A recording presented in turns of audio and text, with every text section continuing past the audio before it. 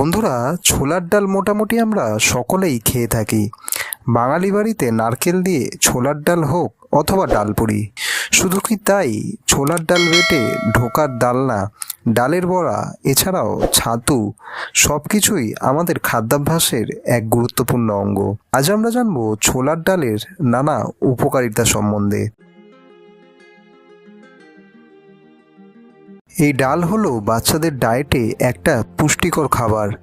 এই ডাল খুবই হাই প্রোটিন ও ফাইবার উৎস সম্পন্নজাত। বিশেষত এই ডাল বাচ্চা ও বড় উভয়েরই বৃদ্ধি ও বিকাশের জন্য অপরিহার্য। যারা মাংস বা দুগ্ধজাত খাবার খায় না তাদের জন্য এটি একটি দুর্দান্ত বিকল্প প্রোটিন উৎসের জন্য।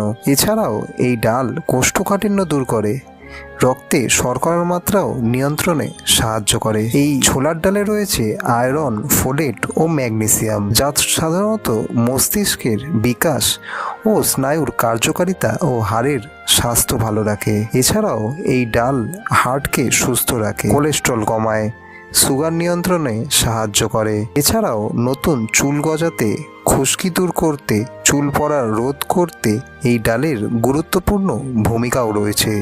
আমাদের চ্যানেলের ভিডিওগুলো ভালো লেগে থাকলে চ্যানেলটিকে অতি অবশ্যই আজই সাবস্ক্রাইব করে রাখুন।